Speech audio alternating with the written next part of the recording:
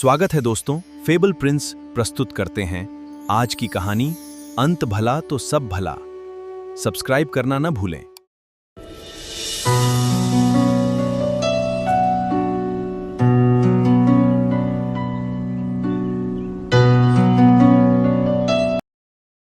अंत भला तो सब भला। रोली की शादी उसके माँ बाप एक आलसी लड़के से करा देते हैं।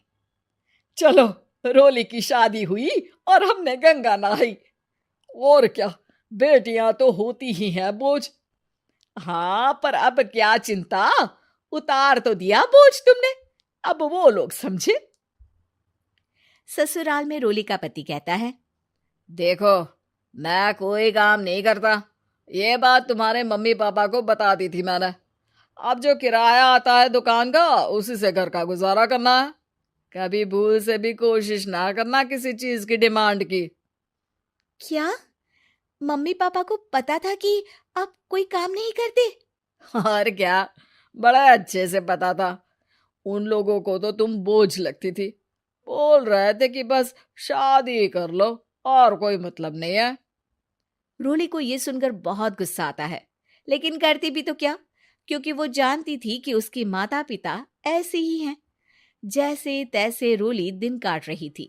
रोली को एक प्यारी सी बेटी होती है। धीरे धीरे वो बड़ी होती है और उसके साथ उसकी जरूरतें भी बढ़ती जाती हैं। सुनिए जी, अब तो सिमी बड़ी हो रही है, उसका स्कूल में दाखिला कराना है। मैंने अब तक तो जैसे तैसे समय काट लिया, लेकिन मैं बच्ची की परवरिश में कोई कमी नहीं रखूंगी। अरे क्या है यार, अब तो लगता है कोई ना कोई काम ढूंढना ही पड़ेगा। अब पति रोज काम की तलाश में जाता और बिना किसी काम के वापस आ जाता। रोली समझ जाती है कि पति के अंदर अब काम करने की क्षमता नहीं है। वो बेटी को उच्च शिक्षा देने के लिए कुछ करना चाहती थी, लेकिन करती तो क्या करती। एक दिन रोली की सहेली कहती है, रोली, मेरी कोई औलाद नहीं है। अगर तू मेरी औलाद को जन्म दे तो मैं तुझे तेरे मुंह मांगे पैसे दूंगी। अरे, तेरी औलाद को मैं कैसे जन्म दे सकती हूँ? सरोगेसी से। बच्चा मेरा और वैभव का ही होगा, लेकिन कोख तेरी होगी। ये संभव है रोली। रोली कुछ सोचकर कहती है, मुझे मंजूर है, लेकिन मैं इसका 2 लाख रुपया लूंगी। अरे कोई बात नहीं, मुझे मंजूर है। रोली खुश हो जाती है कि एक बच्चा पैदा करने का उसे 2 लाख रुपया मिलेगा। वो घर आकर पति को बताती है, वो भी खुश हो जाता है। अब क्या था, डॉक्टर के पास जाकर सहेली का बच्चा रोली की कोख में पलने लगता है। मुझे 20,000 चाहिए मेरे बेटी के एडमिशन के लिए। हाँ हाँ ठीक है, मैं उसके एडमिशन से लेकर सारे खर्चे उसके अकाउंट में डाल रही हूँ।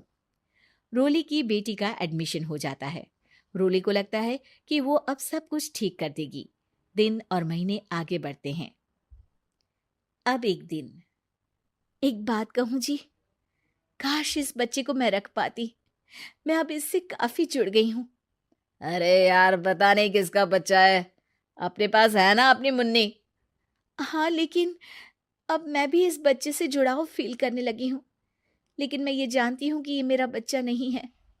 दोनों की जिंदगी ठीक चल रही थी, लेकिन कहते ना कि सुख का पल ज्यादा लंबा नहीं होता। एक दिन रोली की सहेली का फोन आता है। रोली, मुझे अब ये बच्चा नहीं चाहिए, मैं अपने पति को छोड़ रही हूँ। अरे लेकिन मुझे पैसों की जरूरत है, बच्चा तुम्हारा है, मैं क्या करूंगी? सहेली बिना कुछ बोले फोन काट देती है, फोन स्विच ऑफ कर देती है। लेकिन रोली के जीवन का तूफान यहीं नहीं रुकता। रोली, मैं इतना भार नहीं उठा सकता।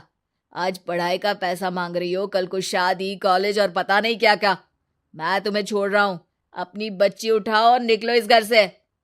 अरे पर मैं कर तो रही हूं ना बच्चे के लिए काम, आप आराम से रहिए ना।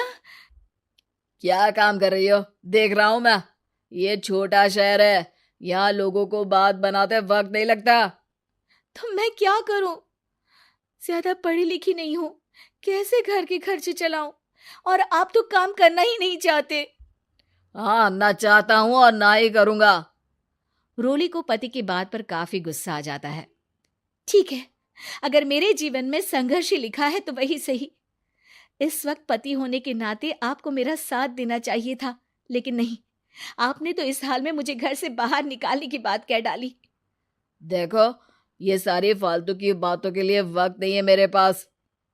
रोली, जिसकी कोख में किसी और का बच्चा था और साथ छोटी सी बेटी, पति का घर छोड़कर रास्ते पर आ जाती है। रोली के पास मायके के सिवा दूसरा कोई रास्ता नहीं होता। अरे रोली कैसी है? कितने दिनों के लिए आई है? हमेशा के लिए माँ। वो माँ को सारी बात बता देती है। ओए लड़की, इतनी हिम्मत का काम कर लिया? अरे ना ना, यहाँ कोई जगह नहीं है। तुम तो अपना बोरिया बिस्तर उठाओ और निकलो यहाँ से। रोली के पास अब मायके का रास्ता भी नहीं बचता। वो चुपचाप बच्ची को लेकर जा रही थी कि उसे दर्द होता है और वो डॉक्टर के पास चली जाती है और फिर वहां वो एक प्यारे से बेटे को जन्म देती है। कितना प्यारा है, कितने अभागे हैं इसके माँ बाप जो इसके पैदा होने पर भी नहीं है। तभी वहां डॉक्टर आ जाती है। रोली, बच्चे के पिता तुमसे मिलना चाहते हैं। आपका बहुत बहुत शुक्रिया। मैं इस बच्चे को पालूंगा, भले ही इसकी माँ ने इसे छोड़ दिया हो, पर मैं अपनी जिम्मेदारी निभाऊंगा। तो क्या आप मुझे इसके पैदा करने के लिए जिन पैसों की बात हुई थी वो भी देंगे? हाँ, और साथ ही आप चाहें तो मेरे घर में रहकर मेरे बच्चे की देखभाल भी कर सकती हैं। मैं उसके लिए आपको सैलरी दे दिया करूंगा। रोली को लगता है कि जैसे भगवान ने उसके लिए सुकून का रास्ता खोल दिया। वो अब मुकेश के साथ उसके घर चली जाती है, जहां रहकर वो उस बच्चे की देखरेख करती है। अब मुकेश के घर को रोली अच्छे से संभाल लेती है। उसके लिए खाना बनाने से लेकर बच्चों की देखभाल और घर की देखरेख। धीरे धीरे मुकेश को रोली से प्यार हो जाता है। रोली, तुम्हारी बेटी और मेरा बेटा बिल्कुल भाई बहन की तरह साथ रहते हैं। हाँ, आखिर है तो एक ही कोख के बच्चे, अटैचमेंट तो होगा ही ना। रोली, तुमने घर और मुझे दोनों को संभाल लिया। ये तो मेरा काम है। आपने भी तो मुझे छत दी जिससे मैं अपनी बेटी की पढ़ाई और भविष्य के लिए पैसे जोड़ सकूं। अब रोली, क्या तुम मुझसे शादी करोगी? अब मैं जानता हूं तुम्हारी भी शादी कुछ खास अच्छी नहीं रही। रोली को मुकेश की बात ठीक लगती है। वो उसे हाँ बोलने की सोच ही रही होती है कि उसके पहले पति का फोन आ जाता है। रोली, मैं बहुत परेशान हूँ। मेरा एक्सीडेंट हो गया है। मैं चाहता हूँ तुम वापस आ जाओ। रोली को पुराने पति की चिंता होने लगती है। वो सोचती है कि वो क्या कर रही थी। हाँ हाँ, ठीक है, मैं आ रही हूँ। हाँ रोली, आ जाओ, लेकिन बच्ची को कहीं हॉस्टल में छोड़कर आना, क्योंकि मैं नहीं चाहता कि हम लोगों के बीच फिर से वो सारी बातें हो। रोली को समझ आ जाता है कि पति आज भी सुधरा नहीं है। वो पति के पास जाने से इनकार कर मुकेश को हाँ कर देती है।